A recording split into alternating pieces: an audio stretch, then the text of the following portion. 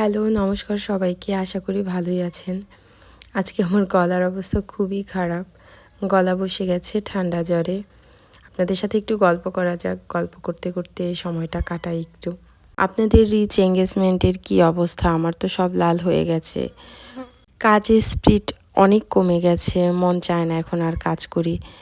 কারণ হচ্ছে কাজের যদি কোনো অগ্রগতি না হয়, আসলে কাজ করে তেমন একটা ভালো লাগে না।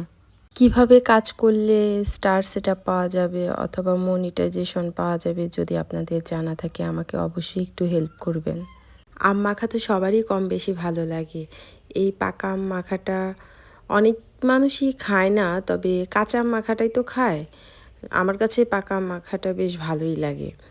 আর তাছাড়া পাকা আমে অনেকটা টক লাগে না, কিন্তু কাঁচা আমে টক অনেকটা। আর আলাদা করে একটু চিনি দিতে হয়, তাহলে খেতে বেশ ভালো লাগে। এই জন্য আমার পাকা আম মাখাটা বেশ ভালো লাগে। আর এই সময়টাতে বিশেষ করে যখন নাকি জ্বর থাকে, মুখটা একদম স্বাধীন হয়ে থাকে। আর এই সময়টাতে একটু টক ঝাল খেতে খুব ভালো লাগে, আরাম পাওয়া যায়। বৃষ্টি ঝড়ে অনেক আম নিচে পড়েছিল, তো আমি বৃষ্টির মধ্যেই গিয়ে সেই আম তুলে এনেছিলাম আম মাখা খাওয়ার জন্য। কিছু আম পোকা বের হয়েছিল, আর বাকিটা ভালোই ছিল।